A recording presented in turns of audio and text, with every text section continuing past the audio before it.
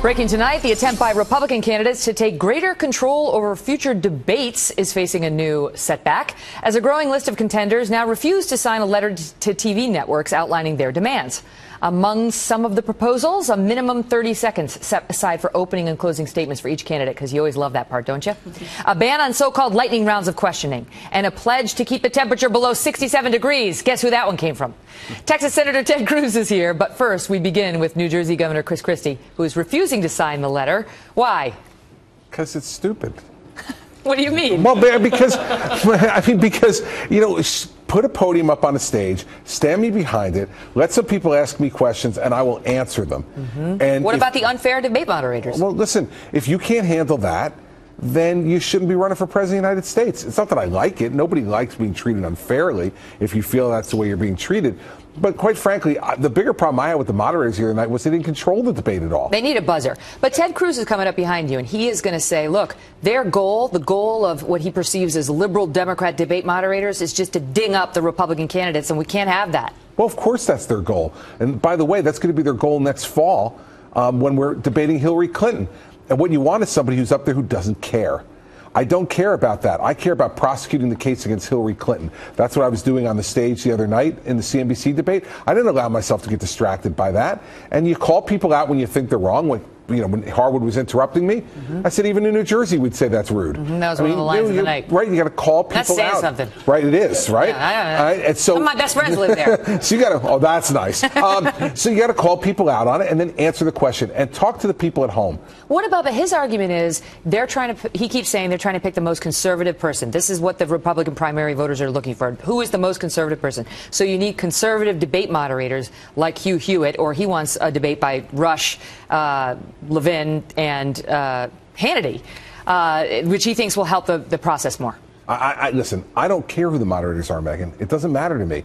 Whoever is up there is up there. My job is to listen to the questions, answer the questions. If I don't like them, to call them out on them, and to communicate to the people at home.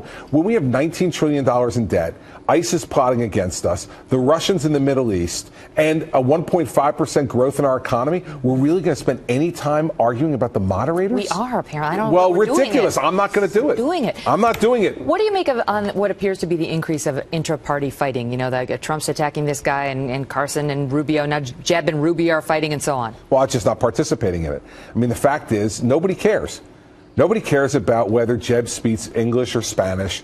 Nobody cares about, Trump and how much money he made or how many times he lost money or Carly's business record or anything. No one cares about that. What people care about is the folks at home. They're trying to say, how are we going to get this economy going again so my kid can get a job? How are we going to pay off our student loans? How are we going to keep our country safe? And why isn't the President of the United States standing up for police officers across this country?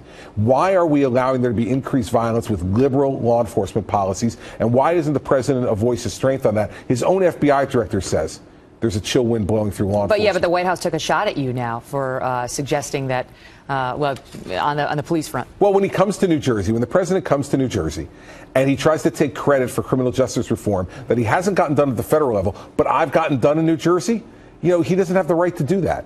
He can come and congratulate. But by the way, you notice who was playing politics yesterday. He didn't even mention my name. He's there with Senator Booker and Mayor Baraka, neither one of which had anything to do with criminal justice reform in New Jersey. It was done at the state level, led by the governor. But that's okay. I'm not looking to be complimented by Barack Obama. We know how that worked out. Whoa. No, just kidding. Sorry. Look at you. Here I am. I come all the way across the Hudson River we had talked to be about face the hug. to face. This is not the favorite thing among conservatives with you. But there was no hug. Well, it was like it was figurative. You noticed that Greta apologized for the hug. Who apologized? Greta apologized to me on air. What are you talking about? For saying that it was a hug. It was a figurative hug. Please, you had stop. the doughish look in your eyes. Oh, here we go. I don't want to, we start talking about looks in eyes, we're going to have a problem tonight, me and you. So why don't we just, just take a step back? Leave it at that. I'm out. All right. Great to see you, if Governor. You say so. Thank you, I think.